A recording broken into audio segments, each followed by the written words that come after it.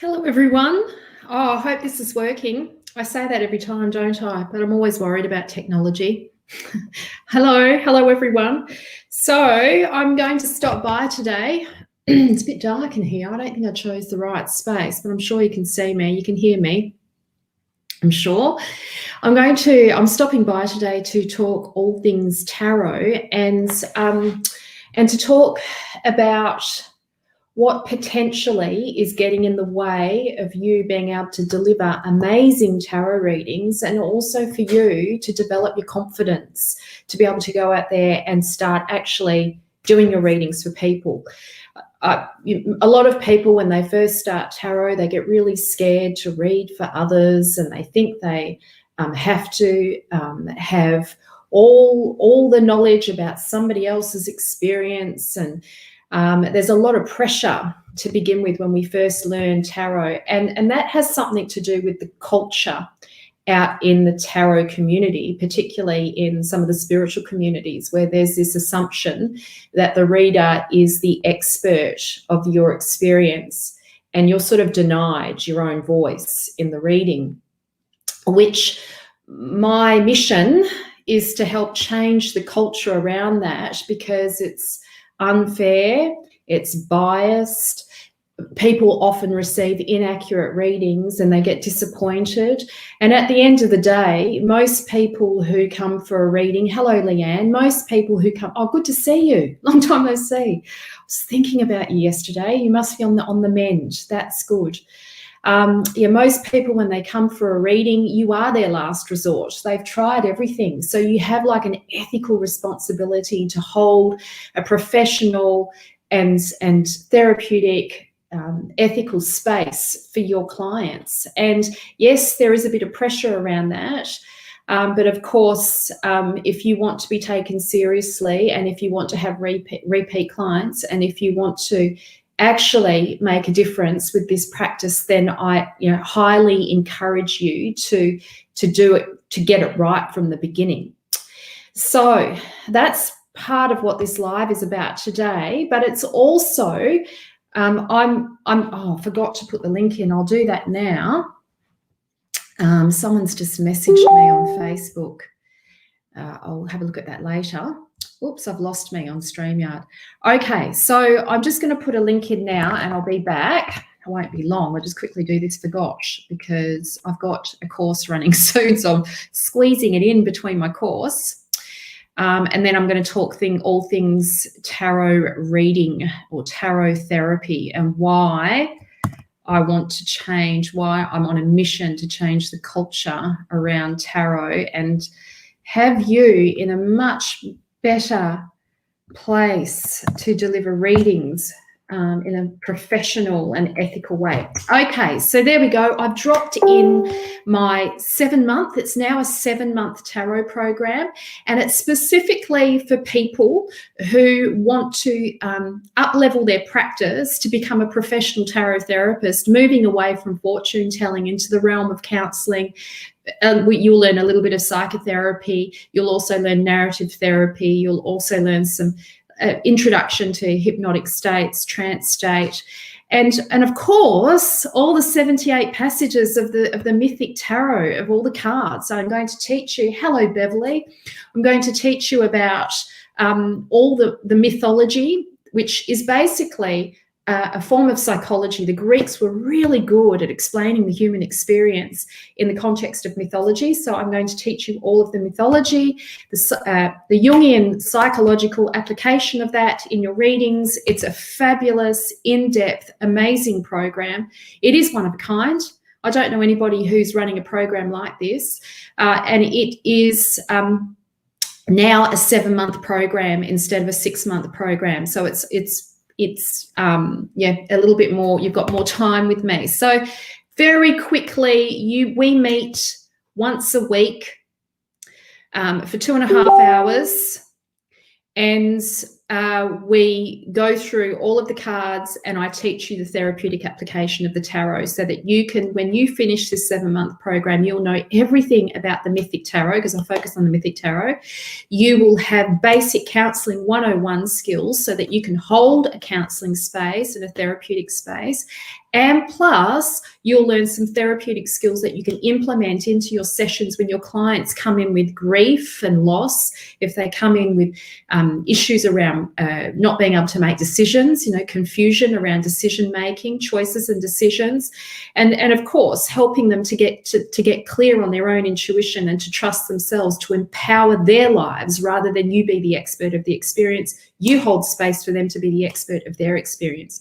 And ultimately, that is what we want for our clients, really, not to have them codependent on us. We want our clients to have, a sense of agency and sovereignty in the world so that they can make decisions from their own intuitive space, from their own center. Oh, it's amazing, Beverly. I love the work that I do. It's unfortunate, as I said, in the tarot or psychic reading industry, it is sort of perpetuating this expert and layperson sort of reality where the expert is the reader and they're supposed to know more about your experience than you do. And it's just absolute bullshit. They don't. They do not. And in fact, it is really unfair, and it's a misuse of power. So my job in the program is to bring that power balance back, to balance the politics of power in this relationship, so that, one, it's better for you because you get to deliver a reading that will actually be more accurate, and your client will walk away feeling empowered, and your client will walk away trusting you. You'll have amazing rapport with your client, and they're likely to come back for another reading. But what often happens is that untrained readers create a codependent relationship, and it's really unhealthy, where the client or the querent will go in expecting the reader to have all the answers for them and then rely on the reader to make decisions for them. It's unethical. You shouldn't be doing that. It is absolutely unethical. And if you're doing it, you better get insurance, because it's the wrong thing to do. Okay, hello Raylene, good to see you. So I should introduce myself as well, because I haven't done that yet. My name is Marina Lovas, and I refer to myself as your soul purpose mentor.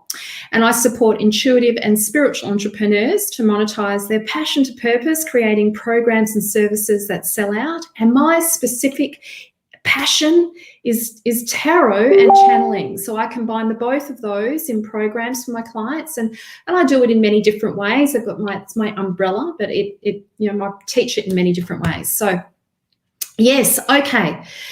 So some of you, I imagine, have some tarot cards and you love reading tarot, and you'd love to know how to read tarot in a much more authentic and in a way that's, to become more confident in your delivery of the tarot. So I have a few tips that will put you in the right direction, that will have you on the right path, the path on the right, that will have you on the right path, that will give you some foundations, some basic foundations that will not only create work for yourself, but also repeat clients. So first things first, practice.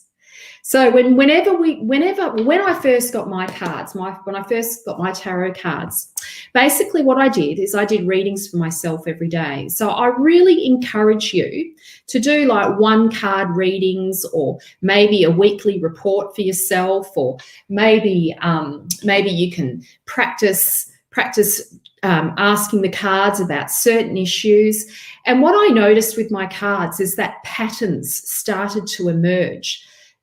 My cards started to speak to me in their own unique way, because your cards, when you keep playing with them, they start to carry your vibrational frequency.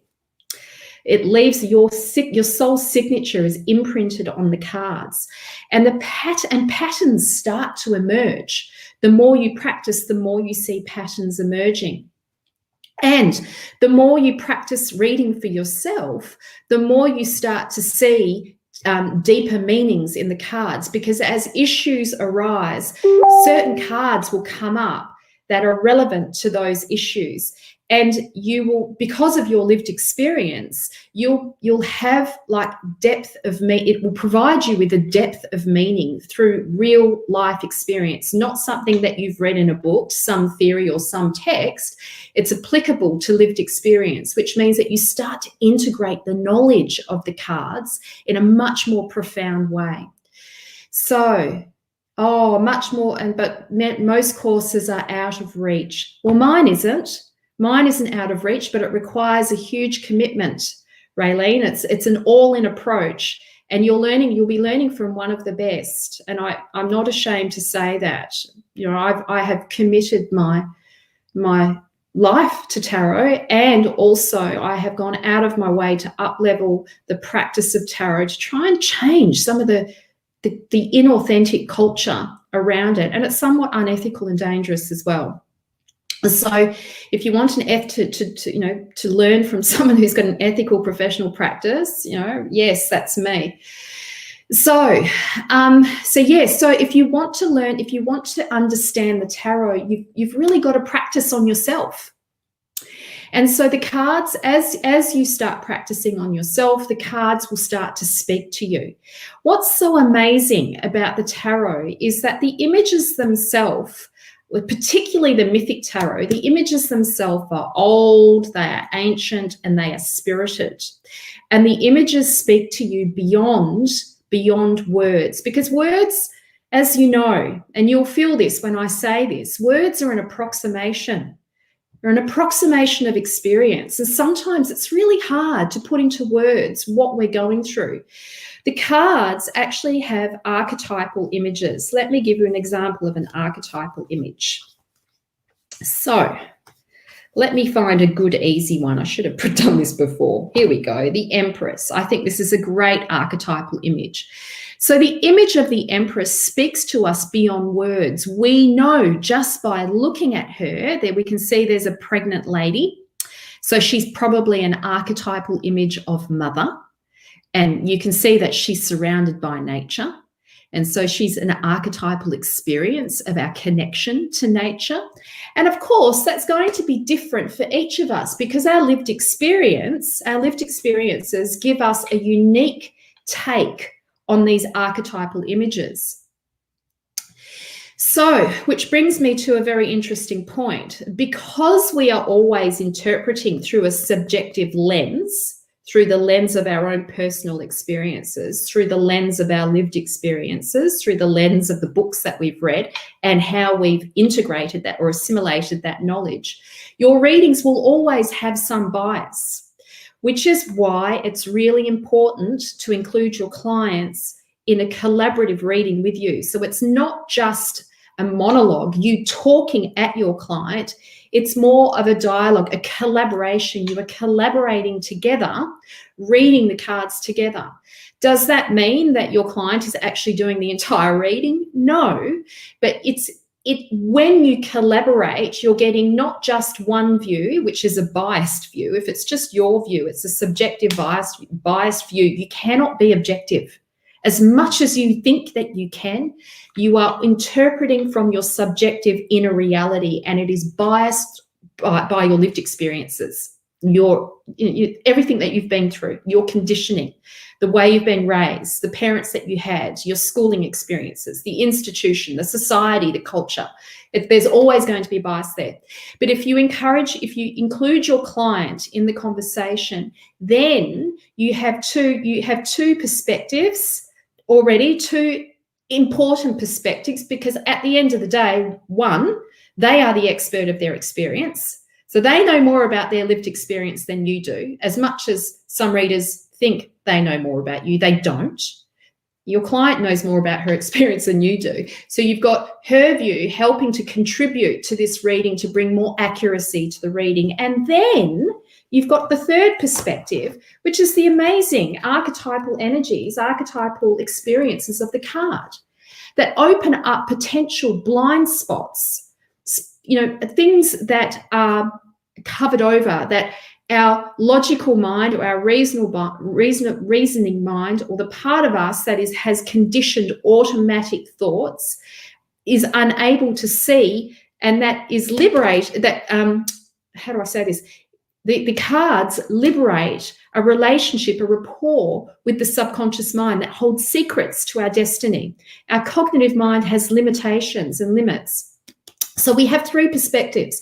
We have your client, yourself, and the cards.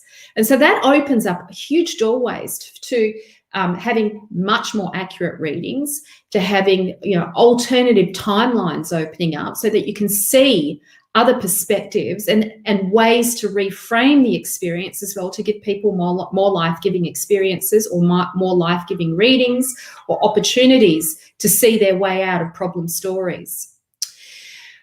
Of course, that takes practice, and I teach you all of that in the program that I run.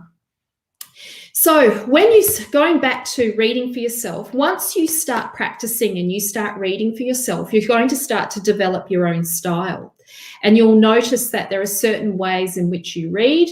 And this is really important. This is really important because once you develop your own style of reading, then you have your playground. You have your playground rules, and you start to see the way in which you read that is in alignment with who you are and your unique version of therapy, of tarot therapy. And what that does is it puts you in a much more powerful position, because when somebody comes for a reading, often, and I've heard this before, I've had people come in for a reading and they'll say things like, oh, I want you to do a future reading for me, a 12-month forecast, and I'd like some mediumship as well, please. And because I know my reading style so well, I can be super accurate and super clear with that person whether or not I can help them with the reading or whether or not my reading style is going to suit them. And so then I give my client a choice, a potential client a choice of whether or not they want to have a reading with me. So I'll explain to them how I read. So I set the playground rules because I've learnt my style of reading through practice. And what that enables me to do is to read my cards on my terms, not on the terms of somebody else, on the client's terms, because at the end of the day, you're the one that's channeling. So you need to have some kind of understanding of your own style of reading. So once you set the rules, once you set the ground rules, your clients will then have an expectancy. They'll have a sense of certainty. It'll develop a place of trust. They'll know what to expect from you. They know, like my clients know, when they come in for a reading with me, it's a collaboration. They know that, yes, I read intuitively. Yes, I do psychic readings, but I also do therapeutic readings. My clients know that when they come in for a reading, I do 10-card readings. So I tell them exactly my style of reading. And so then they get a choice about whether or not they want to have a reading with me or not. And 9 times out of 10, they say yes. Sometimes I say no to people if I don't feel they're a fit for my style of reading. I will say no to them, and I've done it before, and I'm okay with that. When you start to get in the pocket of your genius and you start to trust your work, you have to sort of accept that some people, you might upset people, you might disappoint people.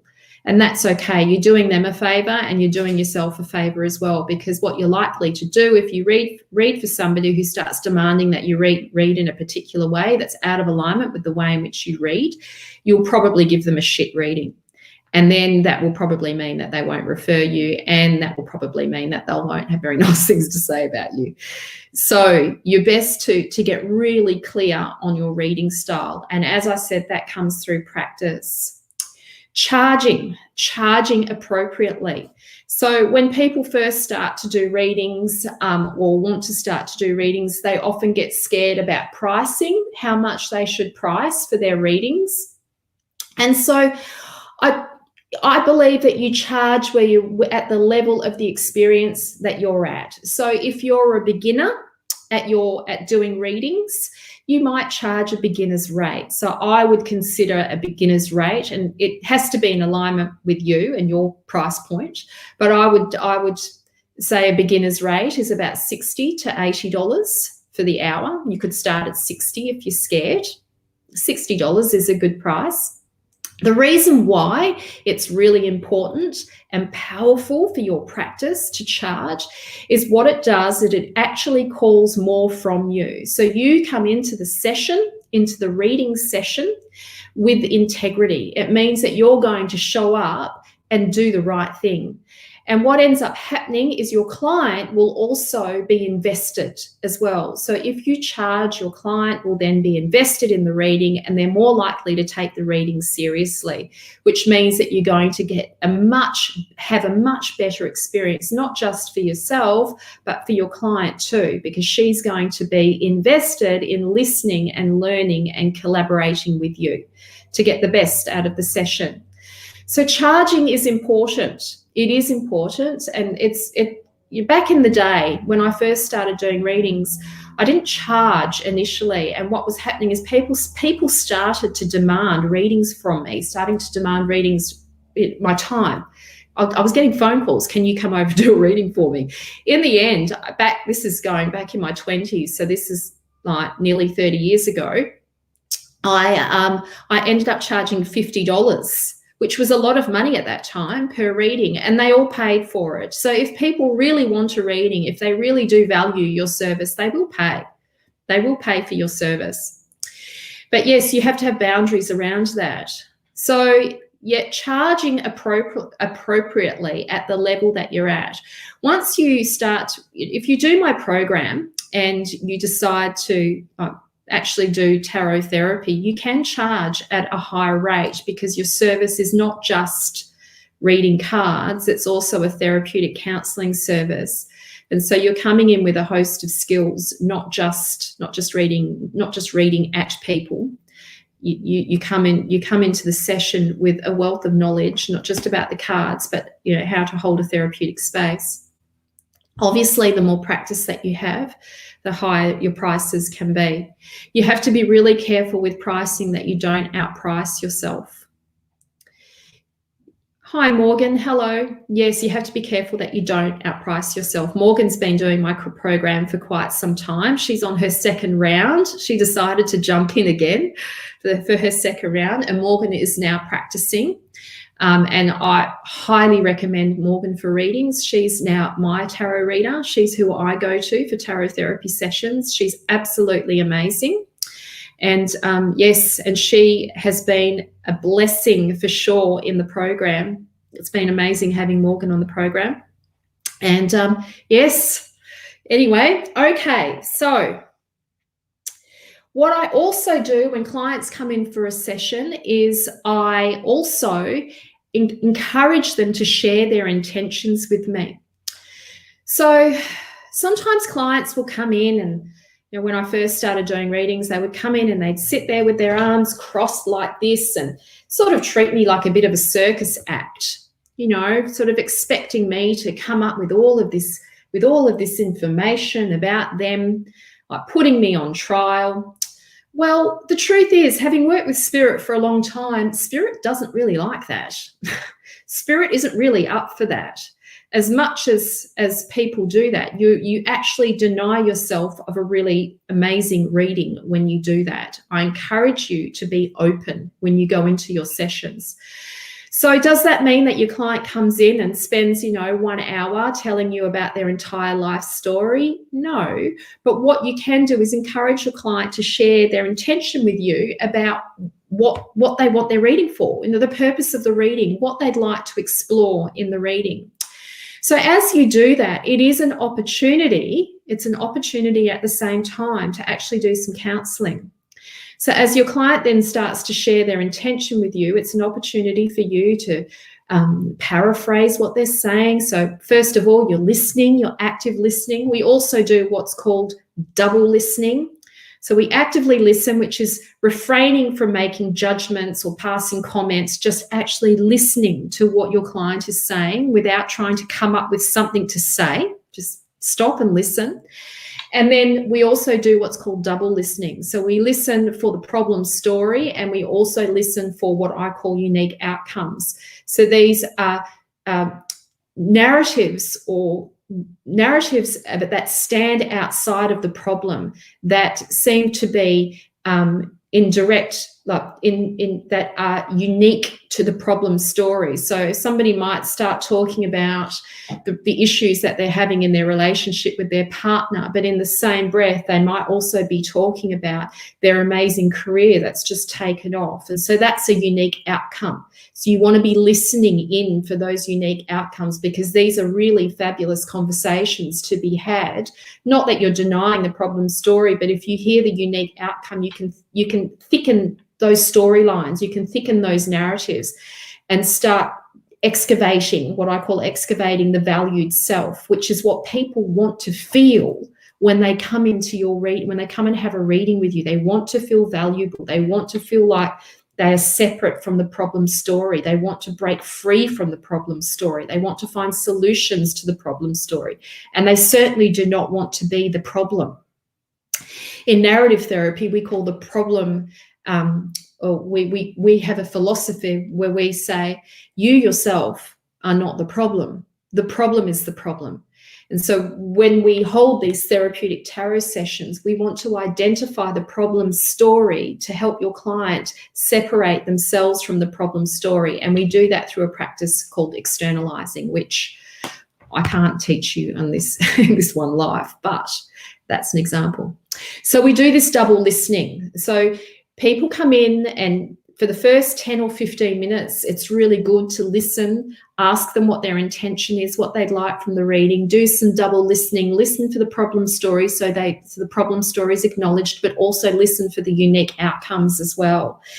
And then as you do that, you paraphrase. So you basically, put in your own words what they've said to you. So you're not trying to change their experience. You're just reflecting back to them what they've said to you, so they feel understood, so they feel like you've got it.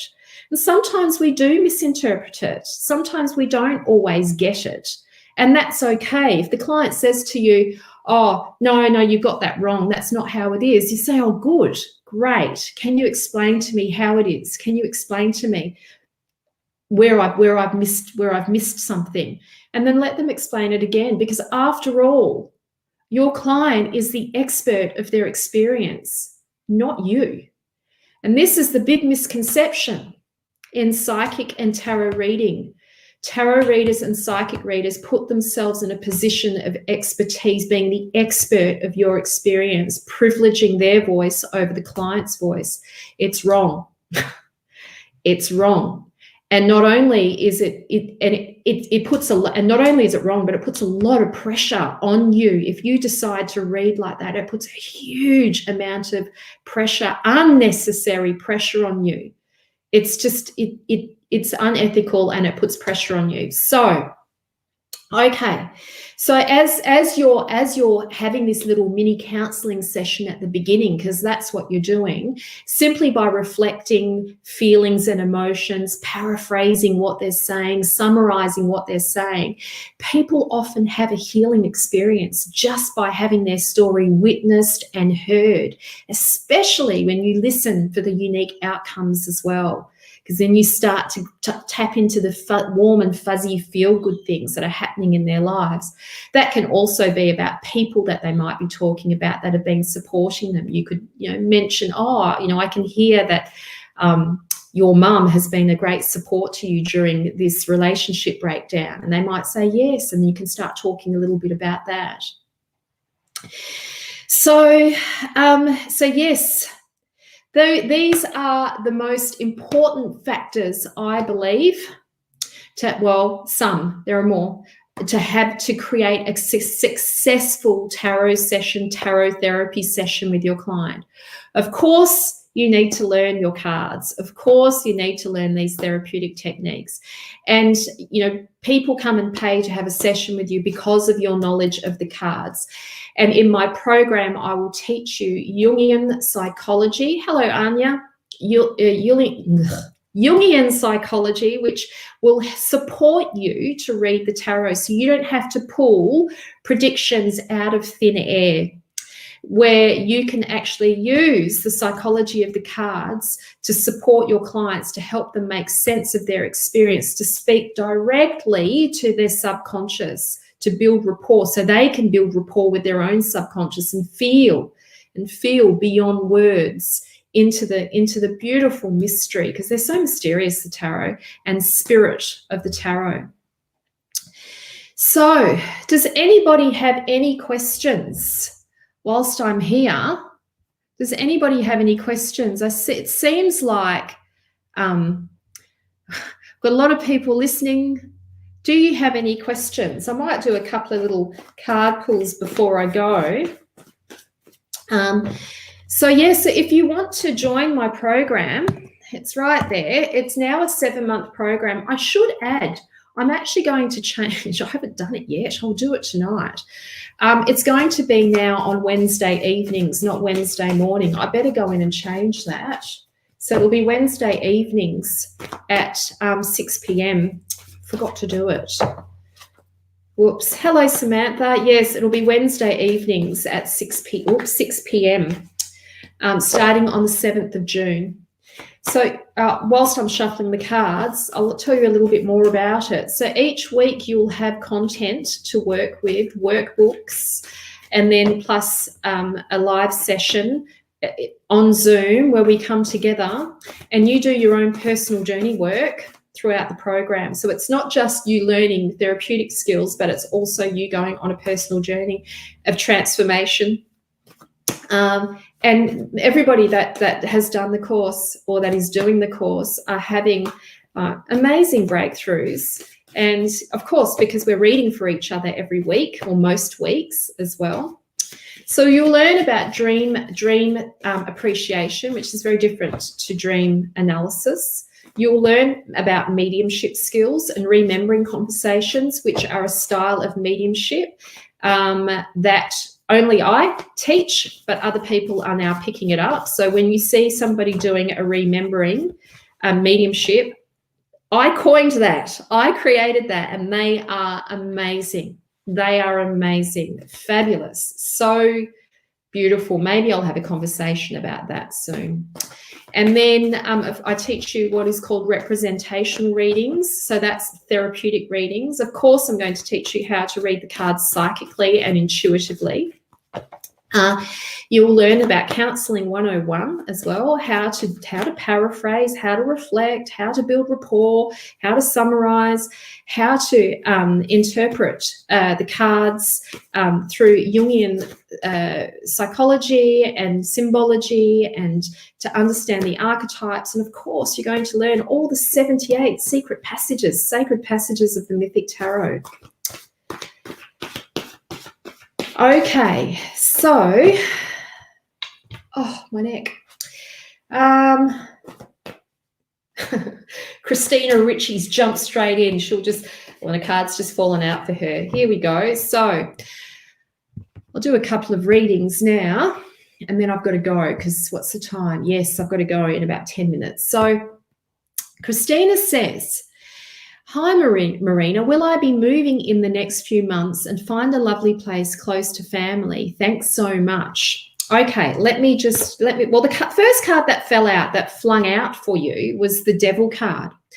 And the Devil card is, it's an uncomfortable card. It's the card that actually speaks to us of what is held back or what's repressed or what's hidden in the unconscious realm that we might be unaware of in terms of conditioned behaviours or conditioned responses or conditioned the conditions that we've been born into, and how that influences our decisions unconsciously. We're not aware of it.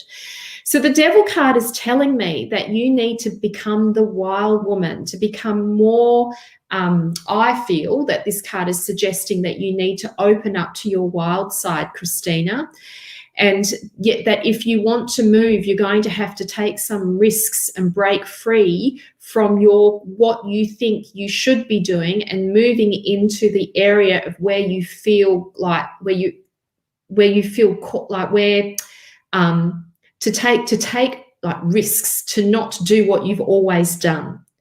So if you want to move in the next few months, then you're going to have to take a few risks, and it also requires that you break away from this sort of Groundhog Day doing what you've always done. and changing things up. Yes, it's probably going to liberate some fears. Yes, you're probably going to be somewhat scared. This card also tells me that there's some issues around shadow for you. So what does that mean? Shadow is often the parts of ourselves that we hold back on, or that we repress because we're embarrassed or we're ashamed, or we don't allow ourselves to fully open up. Or we have been told that, you know, we can't do certain things by our parents. Or sometimes it can even be relationships that we're in that have us potentially oppressed. And so in this card, I'm going back to the wild woman. There's a part of you that wants to break free from this life that's out of alignment with who you are. And sometimes we do things as well to avoid the discomfort that comes up living a life that's out of alignment with who we are or who you are. And that can be addiction. So it can be overeating, drinking too much, smoking, doing all these things that we use to comfort ourselves when the feelings come up that actually end up distorting our experience and distracting us from the path that we're meant to be taking. So you need to feel more and feel into the direct experience for you to get clarity, to break free from this Groundhog Day that you're living in. Okay, so would anybody else like a reading before I go? I'll pull in a couple of cards, and then yes, and then I'll go, because I've got to run a course, my tarot mentoring course. So, hello, Leanne. Yes, you're welcome. I'll give you a reading. Let's see what comes up. I've got beautiful cacao here, actually. I haven't drunk it. I've been talking so much. Okay, Leanne. Let's see. Let's see what comes up for you. Oops, that's not your card. It just snuck right under. It's saying a no, no, no. Okay, it's this one here. Oh, and this one. Okay, Leanne, so this is a really good sign. This is you having gathered all your resources, gathering all your resources together, getting the help that you need so you can successfully launch, step on this ship in the background and take yourself on the next leg of your journey to fulfill your destiny and your purpose. In this card, Jason has enlisted the help of all of his amazing, all the amazing heroes, or some of the amazing heroes in the Greek mythologies. We have King Theseus, King Orpheus, we have Castor and Pollux, and we have Heracles, who's also known as Heracles the Invincible. And this requires each of these heroes offer qualities such as strength, sensitivity and service to the greater good, leadership, and quicksilver thinking. And then, of course, there's Jason, which is the hero of the journey. So you stand in the center of this card as the hero of the journey. The ship stands in the background waiting for you to jump on board, waiting for you to set sail. This is the confirmation that you have all the resources that you need at your fingertips to get you on that ship if you so choose. The Argo, the ship in the background, is waiting for you to set sail. It's not going anywhere. You haven't lost anything. It's not going anywhere without you. And so now we have also a card for you, the Ace of Swords, which is about change and transformation. So this is probably the most, the swords are probably the most uncomfortable of the Mythic Tarot, of the minor cards, because they deal with family issues, they deal with karma, intergenerational karma, truth, which we all somehow want to distort in one way or another. We all kind of want to distort truth somehow, somewhere. And the air elements, ruled by the air element, is a truth seeker. It seeks higher consciousness and to clear karma. And so it is a destructive element as well as creative and transformational. It's really chaotic. If you think about the air element, it can change direction in an instant. So this is the card of the beginnings of change and the cognitive dissonance that one feels when they are living out of alignment with who they really are or what they really want to be doing. The old way of being is no longer a fit anymore for the new life that's emerging, and it's creating conflict within you. It's creating a feeling of discomfort and conflict, because with this card, one knows change is upon you. Like, you know that change, you know that change has to happen. It's the true nature of reality anyway. Change is the true nature of reality, and it's often scary for people because it's uncertain. You know, the swords can create a discomfort because they take us out of our comfort zone, usually in the messy, conflict heavy areas of our life that we've been avoiding, that actually create the biggest transformations. But many of us, and I'll put my hand up for that too, because I'm not immune from this. Many of us will avoid the heavy things because of the discomfort that it brings up, and the pain. We get triggered by it. But on the other side of that is our freedom, our liberation, and the air element is a very freeing element. Think of birds. Think of, like, the freedom of a bird flying high, the big picture, having amazing perspective. The freedom that the air element can give you if you do trust and flow with change will be incredible. Yeah. Okay. Right. Anybody else like a reading before I go? Because I'm going to head off in a minute.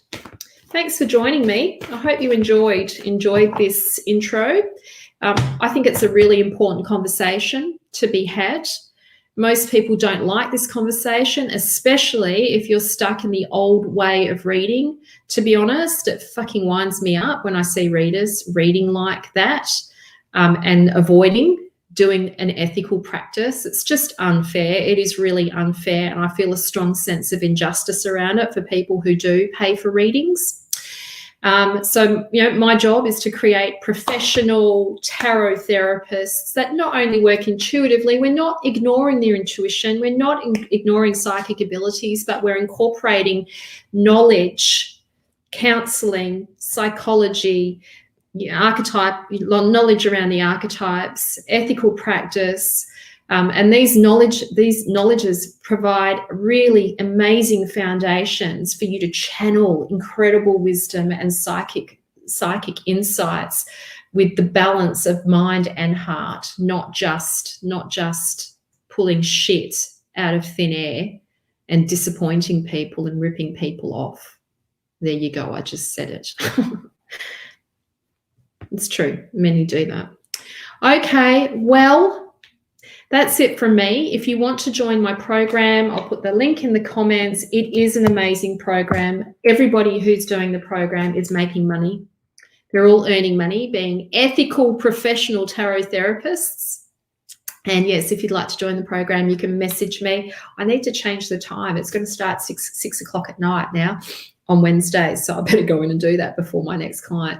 Okay, sending love, everyone. Mwah. Have an amazing day.